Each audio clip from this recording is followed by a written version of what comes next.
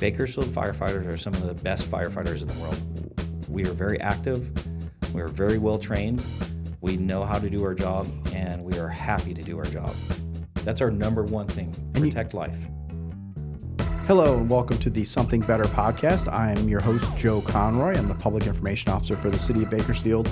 And today we're joined by some of our firefighters here. We've got Chief Kevin Albertson and is it you go by AJ? Yeah, call me AJ. Okay, AJ Clark. He's the Public Information Officer for the Fire Department.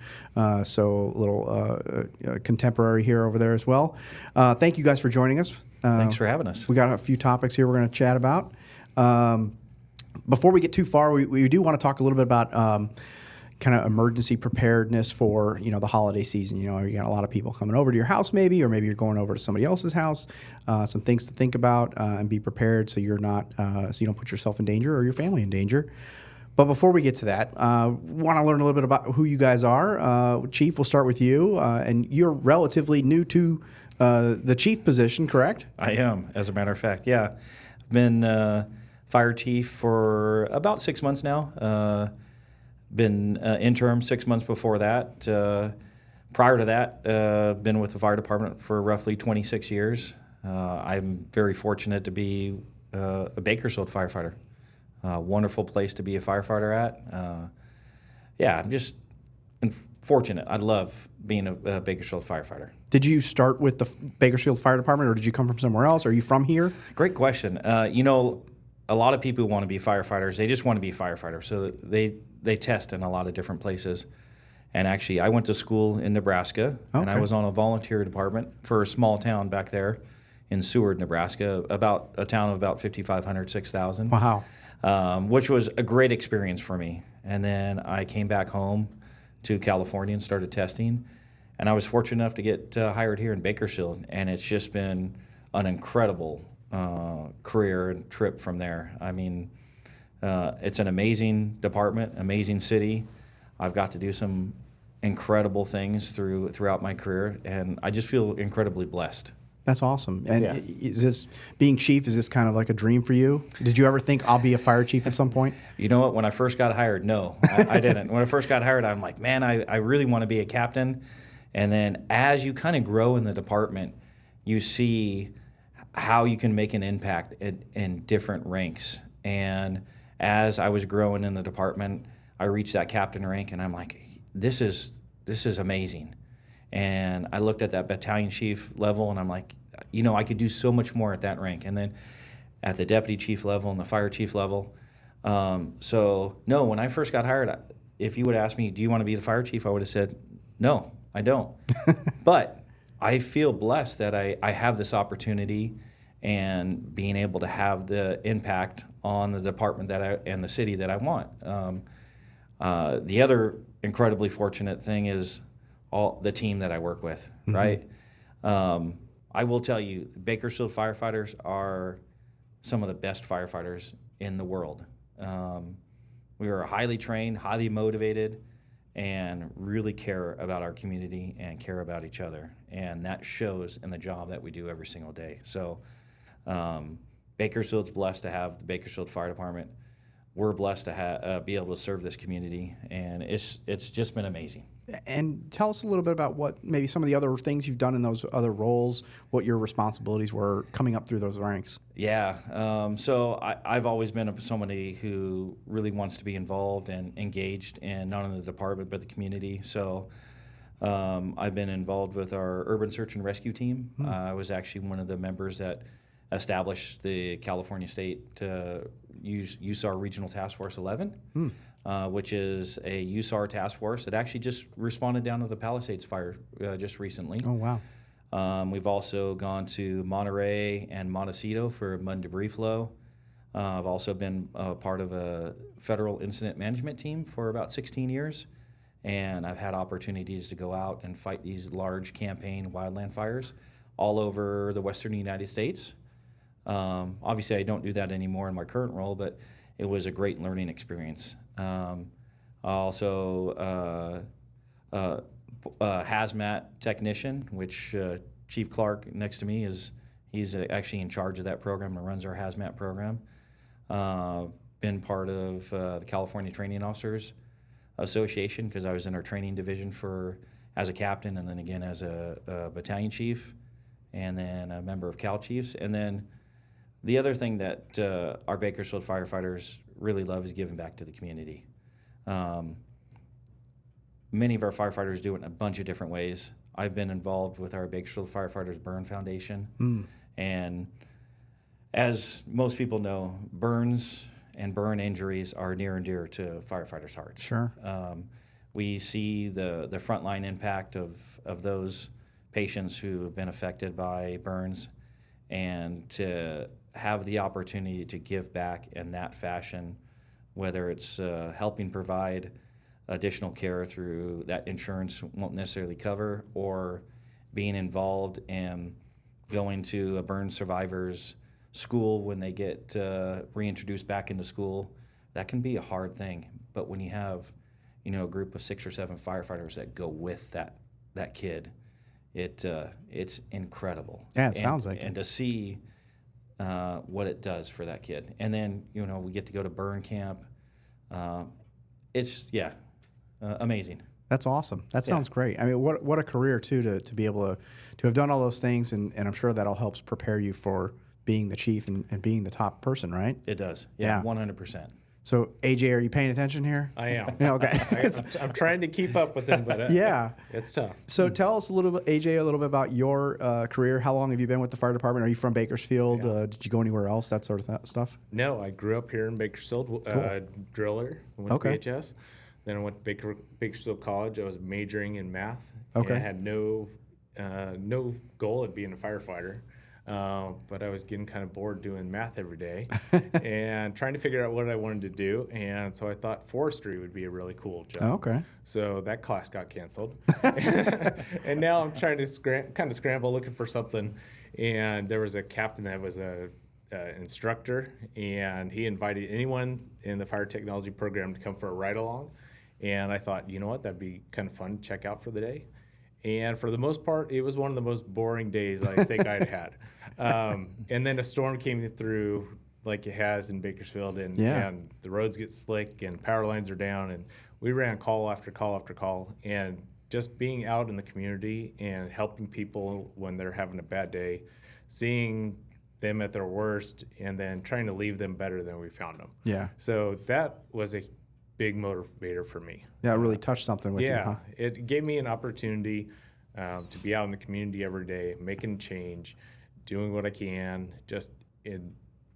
I grew up in Bakersfield. I love the community. I've been here the whole time, haven't gone anywhere.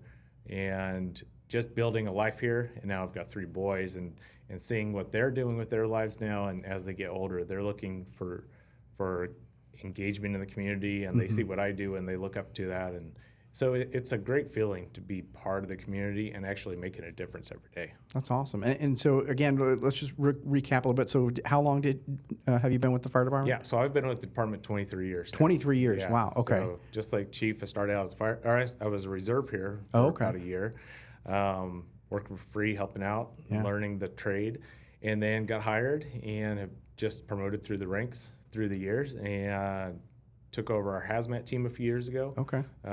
Chief Albertson's amazing at USAR and rescue and things like that, and we all kind of find our different niches. And I like chemistry, and it's kind of with that math background and everything. So the hazmat team's been really growing over the years too. We're a state one, or a type 1 hazmat team throughout, so we can go anywhere throughout the state. Okay. I know you guys get called to a lot of stuff, like when there's an emergency somewhere that they need additional firefighters or teams or crews, units, whatever. You guys send somebody almost every time, even like to Mexico and things. We do. California is very good at managing disasters.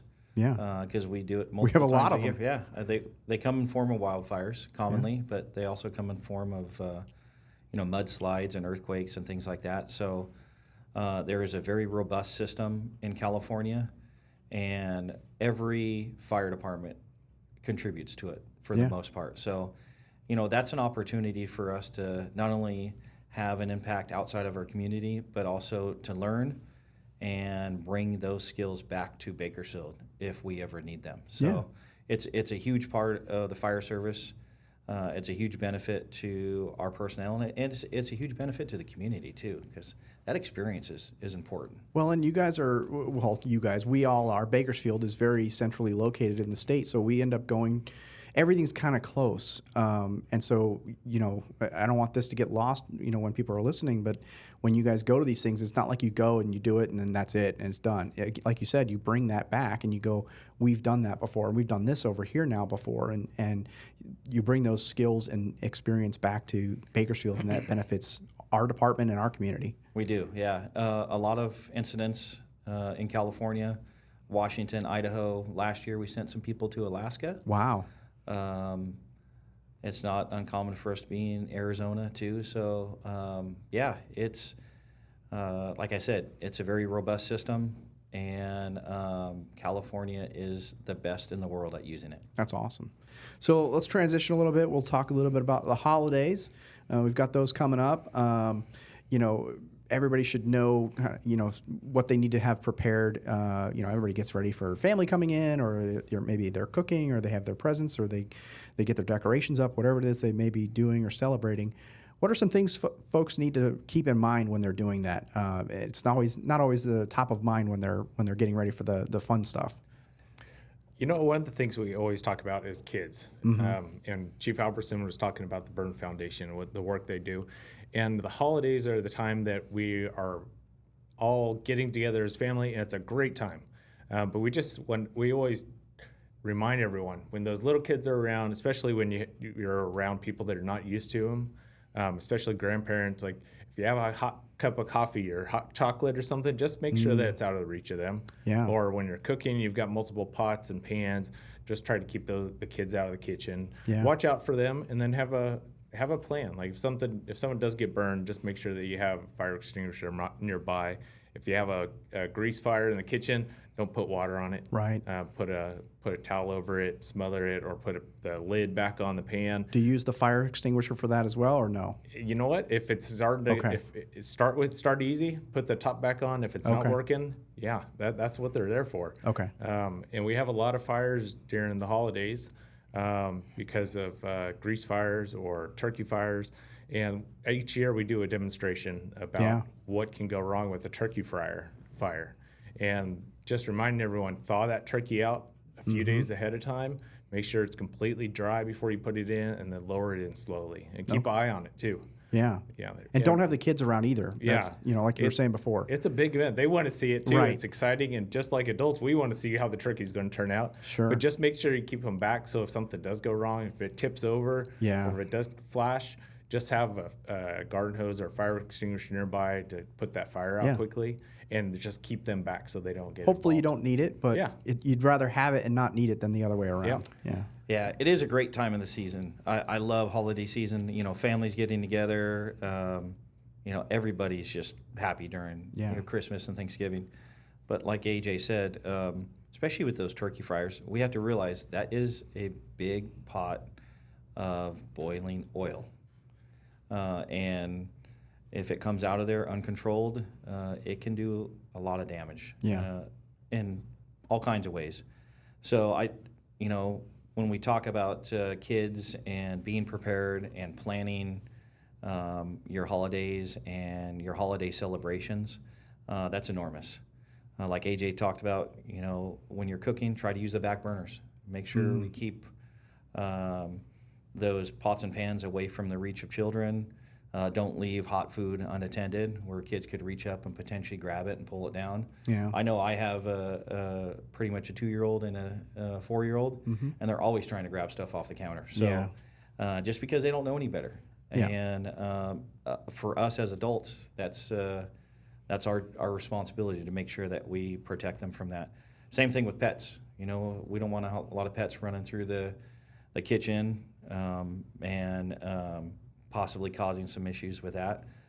But we always see issues with turkey fryers and not planning appropriately with either the right amount of oil or lowering the turkey in too quickly. So we always recommend do a test run of your turkey frying with water first. And that'll let you know you have the right amount of oil, and that way the oil is not going to boil over into the flame. It also will let you know that your turkey will actually fit in the pan. We get some people, they have a 10-quart, whatever size container, and they have this massive turkey that they're trying to fit in it, and it doesn't work that Square well. peg in a round hole, right? Exactly. Yeah. So, if you can do a test run with that, it'll give you a good idea on whether this is going to work appropriately or not. Yeah. Other than that, you could have catastrophic problems if that grease starts to overflow. Yeah. And then, the other thing to think about, decorations. People put lights up. They put lights on. If they celebrate Christmas, they put lights on their tree, or maybe they come with lights on them. Anything they should know about before they're setting all that up, how to check those or make sure they're working before you don't want to spark something and find out later that, there's a damaged light or something. Yeah, the best way is no one wants to put all the lights up and find out you have a light out. Yeah. So plug them in ahead of time, make sure they're working. Make sure your tree's in a safe spot away from the fireplace. It's away from heaters, especially the small space heaters. We don't use them very often. Yeah. And then when it starts to get cold and something happens, you need that. Yeah. Like, just make sure everything's at least 3 feet away from those. 3 feet. Okay. Yeah. So it gives that, you don't want anything close to them that's going to catch fire or dry out. And then the most important thing for everyone is check your smoke detectors. Yeah. That is the biggest thing. If there's one thing that saves more lives than anything, it's a working smoke detector. So, it's funny you mentioned that. I got up this morning and one of my smoke detectors, the battery was dead, and so it was beeping. And the dogs are, yep. they hate the noise. So I had to change it this morning, and I started thinking, is it still the standard practice that you do it whenever the clocks change? Is that 6 months? Yeah, that's what I recommend. That's still recommended. Yep.